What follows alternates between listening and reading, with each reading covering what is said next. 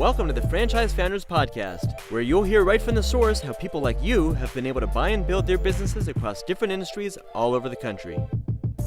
Dan Claps is the co-founder of Career Transition Leads, Nurture Assist, and Find a Business Online. Christian Dadulak is a franchise consultant with Find a Business Online, and he heads up business development for Career Transition Leads and Nurture Assist.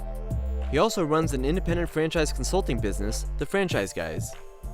Together, they formed relationships with hundreds of successful business owners who are excited to share their stories with you. Now here are your hosts, Dan and Christian. Hey, what's going on, everybody? Welcome to the Franchise Founders Podcast. Today is just going to be a solo episode with me, your host, Christian Dadulak. Dan Claps is not able to join us today, unfortunately. But fortunately, we do have Jeff Horst with us here today with RocketBarn. So we're super excited to have Jeff here. Jeff, thanks for coming on. Yeah, my pleasure. Nice to be here, Christian. For those of us for those that maybe are listening that don't really know you or anything about RocketBarn, well, I guess let's start with you. Tell us more about yourself and how you got into the franchise industry and a little bit about how you came to be and how you came to found RocketBarn. Yeah, so maybe first things first, I'm Canadian, so dealing with a lot of snow up north right now. Located about an hour outside of Toronto and in Ontario. And my journey into franchising started about 8 years ago. And I was about 4 years into RocketBarn. We founded the company. I was quite young when we started. And we initially kind of came across the health and beauty industry and medical aesthetics. And I was working a co-op job, and there was this opportunity to support local business owners. And that's kind of how the company got started. And right from the get-go, our whole focus was how do we help small business owners? They've got limited budgets, they got big dreams, and they expect the world from the money they're investing. And so that's kind of how we cut our teeth and got started. But it was really difficult at the time, 11 years ago, to sell remotely. So a lot of our efforts had to be, building local community and building trust and having people work with us. So for the first 3 to 4 years, most of our customers were within an hour's drive of our office. And we worked with all kinds of industries. And through that, we met our first franchise. It was a franchisee helping in the restoration space and kind of working with a local franchisee over an 8-month period. Took their kind of $20,000 investment and turned it into a $250,000 tracked revenue for the franchisee. And he was stoked. He was like, you got to come meet the rest of the network. And that's when we kind of learned what franchising was all about. Here it was all around us, and it was kind of what we always wanted to do, but we didn't know it existed. So that's how we got started in the first place. That's so awesome. I think your story is very similar to a lot of us that get started in franchising, where you almost fall into it by accident. You weren't necessarily targeting franchising, but you ended up working with the franchisee. You were able to deliver the goods. It went well for them. And then ultimately they said, hey, the rest of the system, you guys got to check this out. And then it just kind of spread like wildfire from there, it sounds like. Yeah. I mean, yeah. And I said 8 years ago. So, really for us, that was when we first came across franchising. And the more and more we got into it, we realized it just aligned with our values as a company. People first is a big value at RocketBarn, and just how we treat our staff and our team, but also our customers. And franchising kind of has that family feel, which really aligns with our values. So we found a lot of synergies. And marketing's tough. It's not an easy world out there to figure out how to beat the competition, to not just your own market competition, but everyone's marketing for the same customers. And so it's challenging. And what we love about franchising is you're working together. You're kind of bringing all these small business owners can work on the same team and work towards the same goal and share that knowledge. So yeah, it helped us because it's really challenging to market at the local level. For sure. And yeah, most people, they know their business to some degree, especially if they're going to franchise their business. They might have that code kind of cracked, but you really need to scale it. It needs to be standardized. And when people are buying into a franchise system, whether this is somebody that's looking to buy into a franchise system or looking to franchise their business, there need to be standardized procedures and processes in place to get the job done. I mean, if somebody is paying that franchise fee and I'm going to pay an ongoing royalty as a franchisee, I'm wondering, and this is a question I get asked by clients that we work with all the time. Because again, you know, I'm a consultant as well. We help with lead gen on the franchisor side to help them find franchisees. And one question I always get asked by clients I work with is, why am I paying the franchise fee? What is the royalty for? And in many cases, it's for support like this. And so I think it's really, really phenomenal what you provide. So give us a little bit more background on, like, you know, from that first franchisee you were working with. I mean, and so it kind of just sounds like a happy accident. You know, prior to that, were you in any other specific industries that you were working with, or was it super targeted at that point, or, you know, and then are you solely focused on franchising? Yeah. So bunch of questions there. Let me see if I can knock them off. We can just do one at a time. It's funny. I had this saying, and you know, we've been around so many different types of businesses and have had so many successes and failures over the years in trying different industries. And so B2B, B2C, there's just so many different markets and different types of marketing strategies. And so as a company, our history, we've tried it all. It feels like some really weird niche products. We're kind of in a tech bubble here. So there was a lot of software and different, you know, medical products that were coming out. But where we've really focused is home service and starting to get more into retail. So those are kind of our two pillars right now as a company. And we are 100% franchise focused in the last 2 years here. And so we've really shifted our business model to go all in on franchising. This is where we see the future of RocketBarn, and really want to be that go-to marketing partner for franchisees and franchisors at that local level. So yeah, you know, you were then talking about the marketing fund, and people are paying into that. And that first franchise we were working with, he was spending dollars outside of that marketing fund, right? So we weren't working with head office. We were just working with him directly. And, you know, looking at his success, when we met him, I think he owned one, maybe two locations.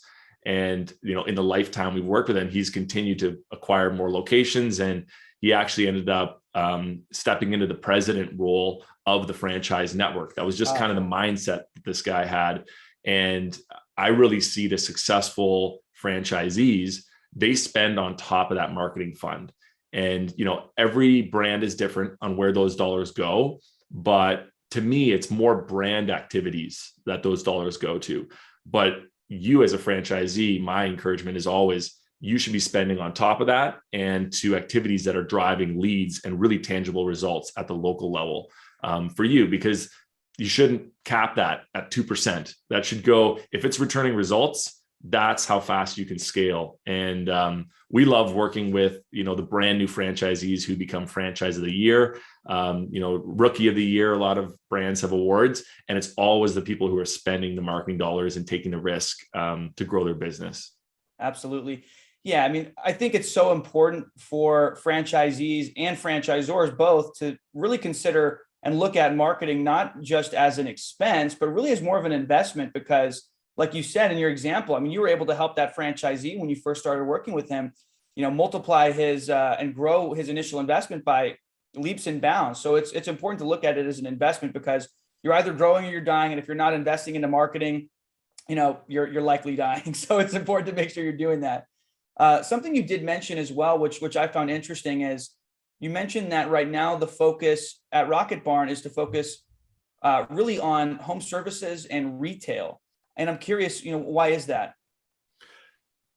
A number of factors. Our team, the way we've built out our team and our skill set, our experience is really in those areas. A lot of our products really align with those industries. So we have a huge focus on Google. That's a big part of the different services that we offer. And so kind of our expertise and experience really has led us to those areas. But yeah, I think that's maybe the simple answer. But we're branching out. We do have more e-commerce capabilities, and that's a growing market, obviously. And we're also getting more into the restaurant space and starting to test out some of our products there as well. But right now, a lot of it just comes from experience in the team that we've built, and just a really good fit, because home service, the sales process, it's a lot of phone calls. It's a different way of tracking results and being able to give supporting services to make sure those turn into jobs, right? So that industry has its own unique, process and kind of how we support them. And so we have the most experience there. But then we've kind of gotten into retail and realized a lot of our products really link up there well. And, you build some case studies, and the more that happens, then people have confidence and you go from there. So I just would say this is where we're the most comfortable right now. Makes sense. And I think that there's a lot of opportunity in home services right now. And like you mentioned, though, there really is. And that was going to be my next question. What really is the difference between marketing towards home services versus more of a retail oriented franchise? Because they're different businesses, and with different businesses, there's different sales processes and sales approaches. And so you have to make sure that the marketing strategy really aligns with that too. So just drilling in a little bit deeper, what really is the main difference have you found between marketing from the home services side of things to the more retail side of things? Yeah. And it's in home service is a big bucket. There's many different types of companies within that, right? So what I share here, I'll try to compare the two, but there's obviously lots of nuance between the different brands. But I would almost say retail is more of a macro approach, and home service is more of a micro approach when you're looking at the data. So I'll give an example. In the restoration industry in home service, a job could be anywhere from $3,000 to like $50,000 or $100,000, right? So every lead that we get there is a real person with a name. It goes into a CRM. It's very tangible. And that's what I mean by like a micro approach. You're looking at every little detail, and you're tracking the phone call, you're recording the phone call. The list of leads in a month isn't that big. It's going to be specific, and you're going to go through it and make sure that what's the quality of every lead. That compared to a retail approach where there's high walk-in traffic, and there might be like a pet industry where there's hundreds or thousands of people walking into a big retail store. You're not tracking Joe Smith and exactly all the detail. It's more about like you might be tracking the walk-ins that come into the store, and there's a little bit more difficulty to get into the exact detail of the customer and who walked in. So that's maybe just a way to explain kind of how you so that's one part of it, is how do you track results? And then the flip side of that is what activities are you investing into? For example, the restoration business in home service, you might be running a more targeted search campaign because someone's looking for asbestos in my house or mold in my basement. And that's like a very specific search that you can drive leads to, versus maybe the retail approach. It's a little bit more like they're on Facebook or they're on some other platform and they see your ad pop up for a good deal on dog food, and then they take action. It's just, there's a bit of difference in strategy and also what you're like kind of tracking. Those would be two differences amongst many. Right. Yeah. That makes sense. So one question I have is, because obviously with any marketing strategy, you want to make sure that you're measuring the performance, you're looking at the KPIs and seeing how ultimately the different strategies are performing. And so how does the franchisor really know, and what sort of metrics should they look at to know how their ads are performing, if they're performing well or if they're not doing well at all, and they need to be doing better? I mean, what sort of metrics do you track, and do you recommend that they track? And you said franchisor? Franchisor. Yeah. And this maybe kind of comes back to the whole, like the beauty of franchising, because we worked with many small business owners who are on their own. They've got the responsibility of this website. They got all these different moving pieces, and they're just this small business trying to handle it all, right? And with a limited budget. And the real challenge is they're not collecting enough data to really inform what's working, what's not working. And you hope to figure it out, but if you don't, you're kind of always chasing the competition. Right. You're trying to figure it out. The beauty of franchising is everyone working together, you got a lot of data. And so when you say, what should you be tracking? Like a big thing is benchmarking. Like, what is success? What is failure? Because sometimes people go, oh, well, I didn't get enough I spent $1,000 this month. I don't think I got enough. Based on what? Like what is that feedback from? And obviously if you're able to track revenue, you're getting no revenue. Well, that's not great, right? So the ideal is to be able to track cost per acquisition. Like if you could figure out exactly how many dollars it takes to acquire a new customer or a repeat purchase, that's really valuable data. But you kind of have to work upstream and be able to decipher, okay, well, why I'm getting all this traffic to the website or to my landing page, but I'm not converting. Why is that? Is that because the traffic's not good and valuable? Is it because my landing page isn't effective? And so that opens up the whole Pandora's box of lots of different data points, but you need to be able to know how to look at the data and make decisions and kind of try new things on. And that's where we come in is we're data junkies, and we're really looking at how do you read the numbers to tell a narrative, because that's where it gets dangerous. People, I've heard this before from clients, is they look at the data and they create a narrative that may or may not be true. And that's dangerous, because all of a sudden you could say, oh, that's not working, and move on. Meanwhile, that could be the most important marketing activity for your network. And yeah, I'm on a bit of a rant here, but it's hard. The marketing world is challenging because there's always new things coming in, and you're trying to figure out what metrics matter, what don't. There's a huge education gap. Most people don't have a marketing background. So a lot of the franchisees we work with, that's not their background. They might have an accounting background, they might have a sales background, but marketing and this, understanding all the metrics is challenging. So yeah, it's a busy world. And I think the key is to figure out what benchmark data is valuable for your network, and really figuring out what that sales marketing process is, so you can look at some key measurements along the way and really be able to go, yeah, okay, this is working or it's not working.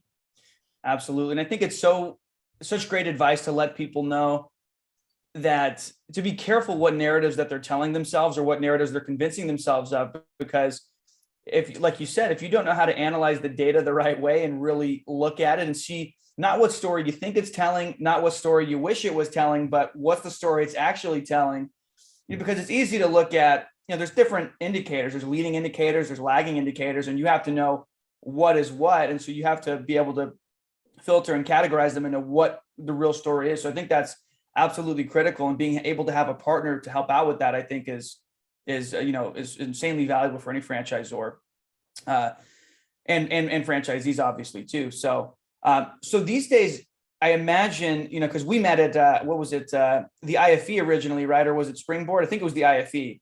Yeah, I think you're right. I think kind of back-to-back events. Yeah. Right. Yeah. For those of you that don't know what those two events are, the IFE is the International Franchise Expo. That was in New York City. And then right afterwards, we hopped on a bus and went straight to Springboard, which is for emerging franchisors and that sort of thing, to help you in your early development and connect you with the right resources. And so we had an awesome experience there. So I imagine these days, originally when you got into the business, you found the way in the door through the franchisee route, and you're working with that franchisee, had some success, and then they wanted to take you system wide.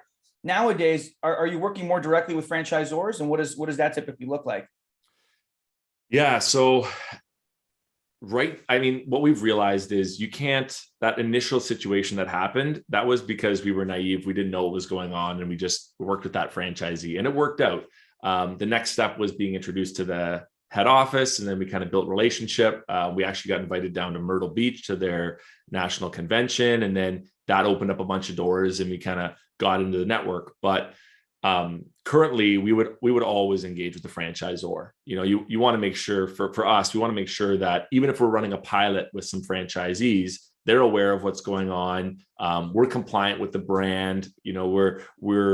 We want a future success. For us, it's not about the short term. It's about a long-term relationship. And, this doesn't happen overnight. So we're going to invest a lot from our end into the relationship. And we want to know that the head office franchisor is on board and aware of what's going on, providing some insights and direction. And so, yeah, now our sales process is very franchisor driven, but I think something that makes us unique, there's a lot of marketing agencies out there, and we don't really relate as a marketing agency. We don't do everything. We don't build websites. We don't, do social media management. There's a bunch of other things that we don't cover.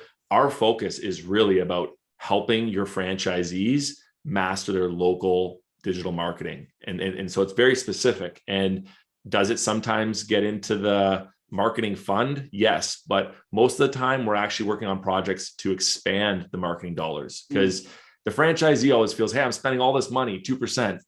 But when you get into the strategy at the franchisor level, that money shrinks really quick, and most competitors are outspending you. And so our belief is, if you empower the franchisee to really believe in what they're doing and give them the system, the tools of where to invest, and then build their education, empower them, they're going to spend more, and you can actually outspend your national marketing fund through the franchisees, because their budgets are infinite as long as they're growing their company and they're seeing results. So that's kind of our passion and where we focus. And we don't come to the franchisor and, hey, can we have a percentage of your marketing fund? We actually want to go create more marketing dollars for you.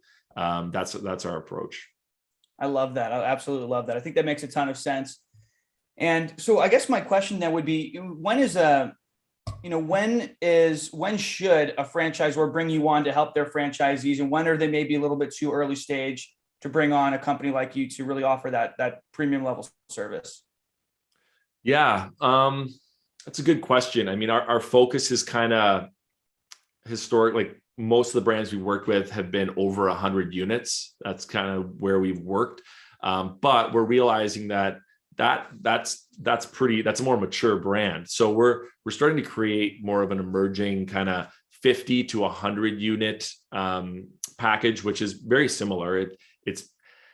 I don't know if you can ever do this too early. Like, even your first 5 locations, even your first location, the more you can figure this out and be able to provide the next person who buys into the system with the package and the tools, the more successful you're going to be. Because people don't really want to go fail a whole bunch to figure out how the marketing works, right? So I don't think you can do it early enough. I guess I was answering more with the types of brands we work with, kind of 50 units and up from there. But yeah, I mean, I would encourage everyone, you really want to figure out what the marketing package looks like. And, if you can confidently tell a franchisee, hey, if you spend, $2,000 on top of the marketing fund for the first 6 months, here's what you can expect to see back. There's no guarantees in marketing, but you can, once you have enough data, and that brand that we started working with 8 years ago, we know what state you're in. California, we know it's going to be challenging there compared to Florida, where just the type of business model, and we know the details, and we can kind of guide that franchise where to spend their dollars, what to expect. And that just creates confidence and trust. And so, yeah, I don't know if that answered your question. I would say everyone should start from the get-go of figuring this stuff out. But we kind of work with 50 units and up is our focus. Yeah. Got it. No, I think that makes sense. And because so much of the audience for our podcast is people that are currently a franchisor, people that are franchisees, or people that are thinking about becoming a franchisee. They're looking at different brands, and maybe they're thinking about, hey, maybe I'd like to go with a brand that offers some of the services like a RocketBarn does, because again, I want to make sure that I'm getting that marketing support. One big thing that you're paying for, is lead generation support. You have to know where you're going to find your customers. And so that's one big reason people will get into franchising. So they're not having to figure that out. And another segment of our audience are people that are looking to franchise their business. So maybe they have a business that they're looking to franchise. And I think that there is a case to be made that it's better to get these sorts of things set up as early on as possible and standardize for their franchisees, so that you don't have to make all these changes on the back end. It's already set up on the front end as much as you can. And of course, there's expenses involved. But again, like I mentioned earlier, it is really more of an investment. So I think it's important to kind of look at it from that angle too. And then maybe once they get to that 50 unit mark, then it's good to bring on, RocketBarn or something like that. Do I have that right? Yeah. And I don't want to close the door. I mean, if you're out there and you have a good business model, I mean, if you've got 10 corporate owned locations and you're planning to franchise off of that, well, there you've got 10 locations that you can control the marketing for and really figure this out. And in order to work with us, we really have to have 5 locations to run what we call a pilot, to really test, do our products work for your industry? Can we create the return on investment that is going to make you happy and kind of be scalable? So I guess the minimum would be 5 locations. But if you're a corporate owned business, yeah, like you definitely want to, and you're thinking about franchising, it's really to figure out that local level marketing and be able to provide that to your franchisees. Because when you're looking to scale, everything is about, when you go into franchising, it's all about systems, right? So, I think a lot of people forget marketing as a system too. And that's how we look at it. It's like, what are the very clear investments and steps that a new franchisee should go through to get the growth that they're looking for? And mapping that out as a system and being able to duplicate the things that you're learning from other franchisees and share that across the network. And that's a mistake I see a lot have, is they've got the mandatory marketing spend. Okay. A lot of franchisees don't know what's going on there. There's not always clarity on where's that money being spent. But then the franchisee can go and spend their own money, and they go find a local agency, but then it's all fragmented. All that data and all the ideas and conversations are spread out, and you aren't really working together as a unit. And that's where we come in. We're that local marketing company, but really we're helping everyone work together. We give that franchisee direct access to us. They get their own reports, their own invoices, their own contracts. They feel like they're our customer, right? They don't feel like they're just paying into some big fund, and they can, spend more or spend less. They can kind of control that, but we collect all the data and everyone's working together. And as everyone knows, if you can make happy franchisees, you're going to sell more. You're going to be able to grow your brand a lot quicker, right? So yeah, that's kind of how we support emerging brands that way. Amen. I think you may have answered my question a little bit, but what I'd like to know is, so franchisor, they're listening to this podcast and they're like, man, I think that would be something really awesome to be able to offer our franchisees. How do I evaluate which marketing partner to really bring on, and what sort of things should I look at? What are the criteria that I should be looking at as a franchisor before I, bring on a partner and let them help my franchisees with their local marketing? I mean, I think a big one is understanding franchising.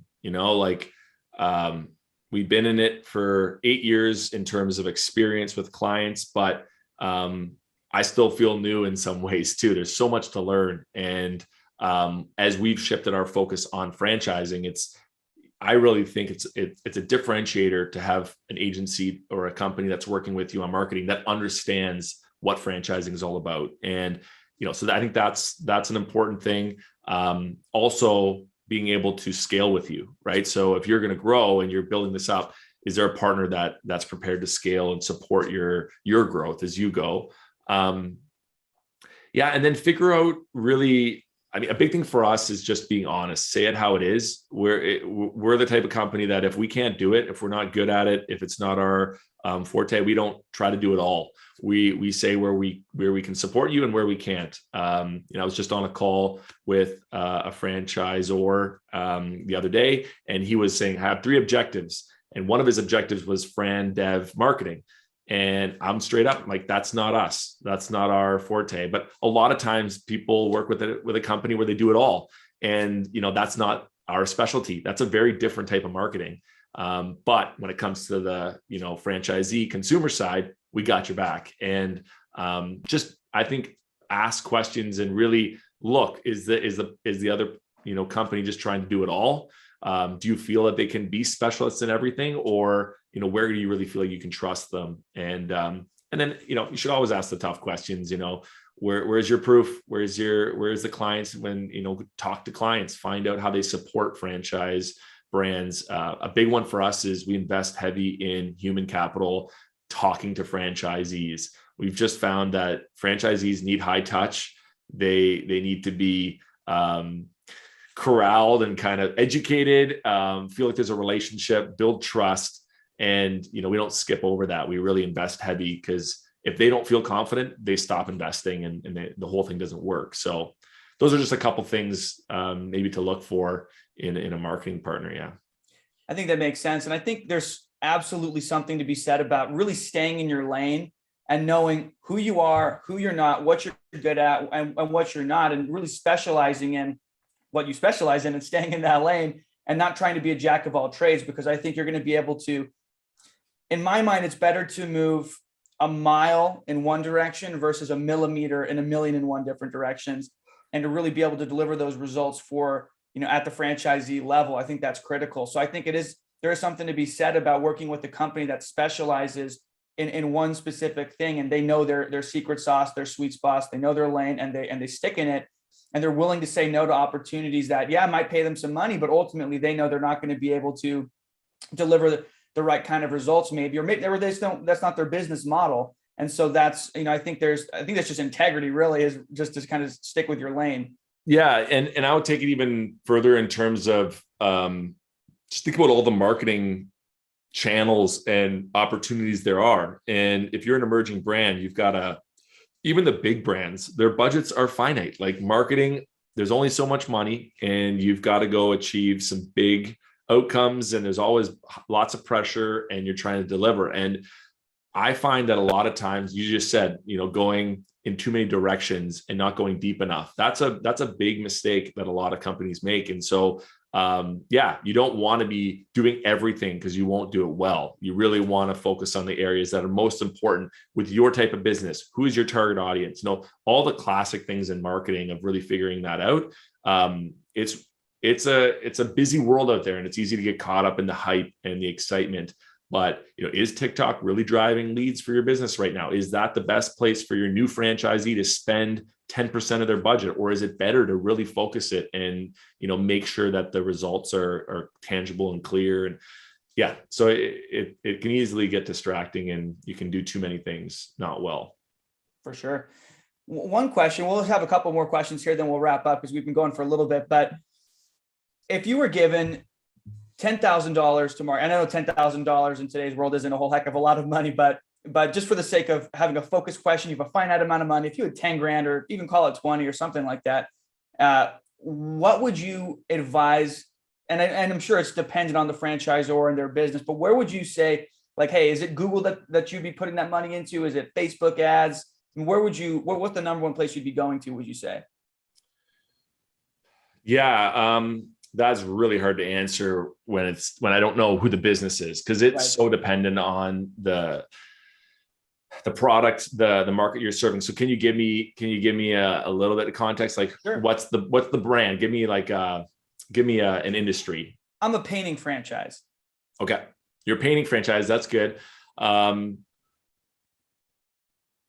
So what we would do first, I would say Google is definitely where I would focus, because I would want to know, can I get cost effectively people who are looking for painting to just find me and come and buy from me, versus trying to tell everyone in my community that I do painting, whether or not they want painting or are going to remember, right? Because if it's not something you're looking for, you're just wasting dollars spending them all over the place.